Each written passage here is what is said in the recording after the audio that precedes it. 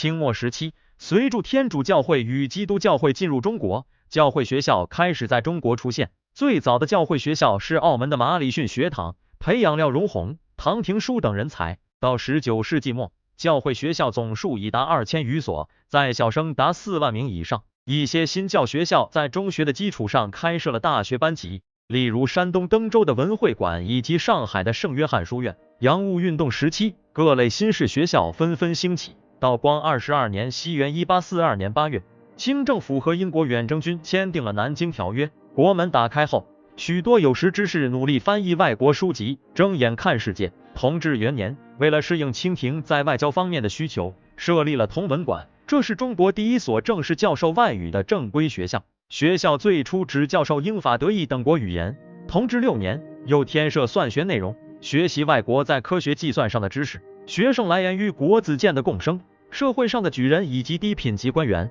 后推广至翰林院庶吉士、编修、检讨于5品以下官员。凡年在30岁以内的都可以参加入学考试，择优录取。同治2年，时任江苏巡抚李鸿章建议朝廷，洋人总会地以上海、广东2口为最，应该在上海按照同文管理，也设立一所外国语学校。朝廷采纳建议，在江苏省松江府今上海设立外语学校，初名同文馆，后改为广方言馆，亦为外国语音文字学馆。选取周边府县年14岁的学童入校学习，聘请西洋教师授课，同时邀请内地品学兼优之举，共生原教授经史文艺诸课。对于学成者，朝廷会依成绩给予官职，分任于海关、通商等方面。广州也同时设立了广方言馆。同治5年，为了满足清政府在通商、外交、军事等方面对人才的大量需求，闽浙总督左宗棠上奏，建议在传政局外附设学堂。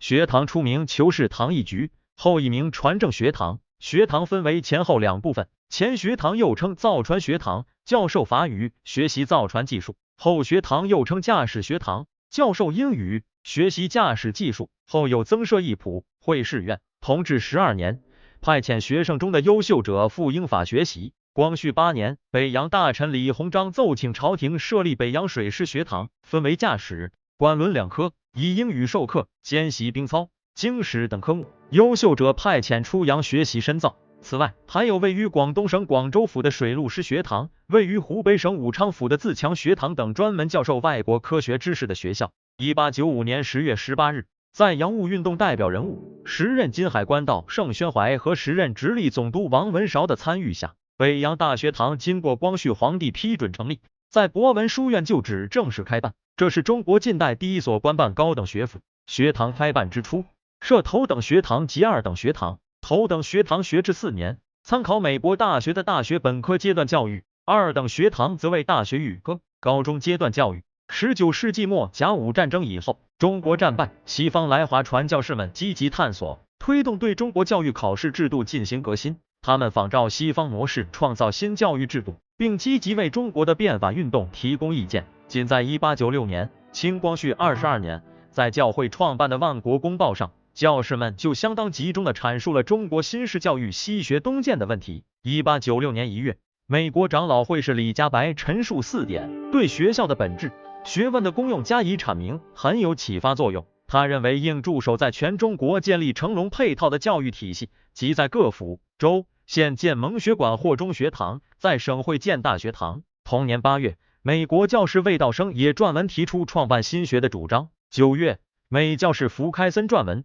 深究富强中国的本源在于学习西学。11月，英国教士甘林谏言，中国应模仿西方广立学校，而主张最具体且影响最大的乃是中国教育会推定狄考文所起草的《拟请京师设总学堂议》，即传教士以广学会名义于光绪24年3月向总署呈递的肃兴新学条例。当时西方在华教士们努力接触和游说政府官员及士绅阶层等，对中国的政治社会积极谏言，希望中国能够变法图强，大力鼓吹在华创建大学，对中国国立大学的设办提出了相当具体的蓝图，对各方面改革主张所言所论详细且具可操作性，成为启发及促进维新运动、改革教育等的动力。在维新之前，各地已经出现了一些新学学堂，如广东的与南洞小学、同仁学校、武昌的两湖书院、天津的北洋大学堂、长沙实物学堂等。百日维新期间，朝廷下令将各省道、府、州、县学改称学堂，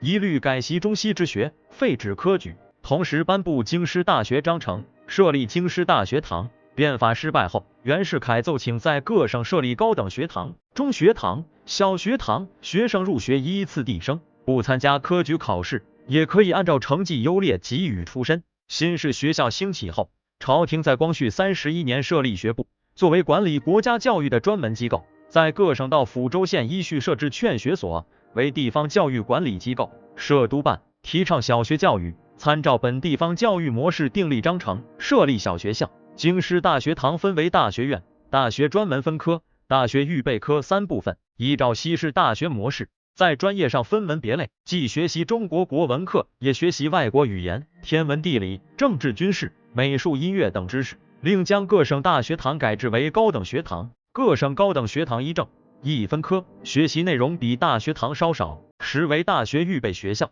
在上述一系列变革的带动下，辛亥革命元老、中国现代教育奠基人何子渊、邱逢甲等人开风气之先，排除顽固守旧势力的干扰，成功引进西学，推广新式学校。清政府迫于形势压力，对教育进行了一系列改革。1902年8月15日，清廷颁布管学大臣张百熙主持拟定的钦定学堂章程，称为人淫学制。由于该学制制定仓促，公布后遭到诸多批评，因而未能实施。1904年1月13日，清廷颁布张百熙等人重新拟定的奏定学堂章程，称为癸卯学制。这是中国第一个由中央政府颁布在全国范围内实行的法定近代学制系统，标志着近代新式教育制度的确立。1905年9月2日，清廷下诏宣布自隔年起，科举制度废止，并在全国推广新式学堂。1909年，地方科举考试停止以后，西学逐渐成为学术主流。